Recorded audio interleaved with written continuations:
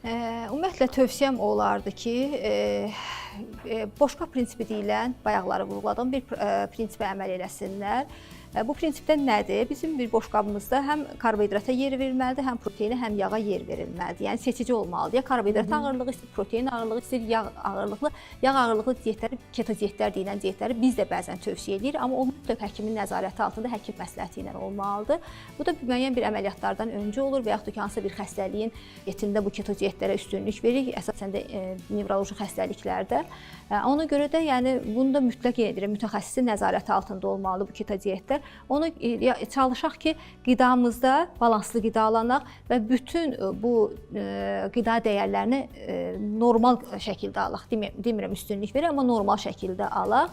Ən çox edilən səhvlər vurğuladınız siz, bayaq mən də vurğuladım, tək tərəfli diyetlərdir. Səhərdən axşama kimi qarabaşaq yeyirlər.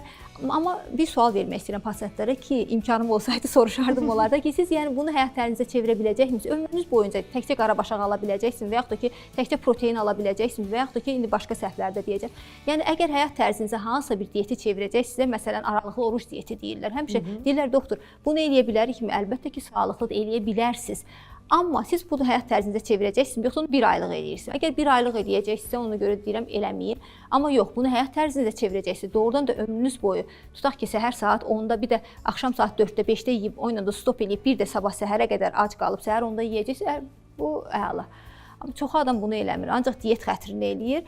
Ona görə bəzi bu səhvlərə yol verməsinlər. Bir də bəzən insanlar nə edirlər? Bütün gün ac qalırlar, axşam yeyirlər. Bir şey vurğulamaq istəyirəm ki, axşamın ən belə deyim, kalitəsiz yeməyi belə, ən düz yeməyi adam pis deməz, ən belə deyim, pis yeməyi belə səhərin ən pis yeməyi belə axşamın ən yaxşı yeməyindən yaxşıdır. Onu demək istəyirəm. Çünki ata-babalarımızdan da bizim bir misalımız var idi ki, deyir səhər yeməyini özün ye, günorta yeməyini dostunla bölüş, axşam yeməyini düşməninlə ver.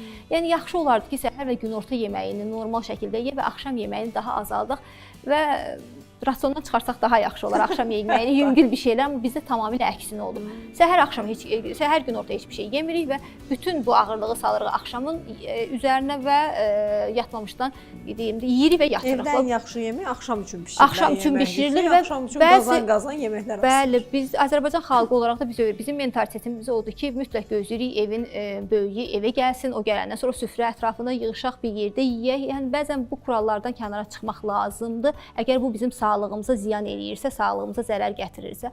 Bundan başqa mayeni vurğulamaq istəyirdim. Yoxdur, mütləq şəkildə, normal şəkildə maye içmək lazımdır və maye içərkən çox vaxt pasientlər elə başa düşürlər ki, maye dediyi zaman çayda, kofedir, qəhvə dediyimizdə, yəni kofedir və yaxud da ki, kompotdur, bunları da maye tərkibinə daxildirlər. Maye deyərkən mən suyu nəzərdə tuturam və hər orqanizməyə lazım olan qədər su miqdarımız vardır ki, bu da bizim çəkimizin qış aylarında 3%, yay aylarında 4% qədərdir. Yəni bir insan əgər bir 60 kilodursa 2 litr yarıma qədər, 2 litr 400 su içməlidir, mütləqdir. Bunlara üstünlük vermək lazımdır. Bir də çalışın, yenə deyim, hazır qidalardan uzaq durun. Çalışın rafinə olunmuş qidalardan uzaq durun. Daha doğal qidalara üstünlük verin. Sual verirlər ki, bir dilim ağ çörəklə qara çörək arasında kalori fərqi varmı? Bəli, kalori fərqi yoxdur, 30 qramlıq. İkisi də 70 kaloridir, amma keyfiyyət fərqi var.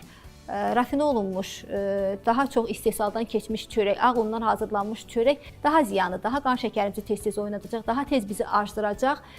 Amma nəinki qara lifli, tam taxıl unundan hazırlanmış çovdar və yaxud kəpəklik unundan hazırlanmış çörək. Yəni fərqləri bundadır. Kalorində fərqləri yoxdur, amma bunda da ona görə də yəni çalışaq ki, daha sağlıqlı, daha düzgün qidalara üstünlük verək.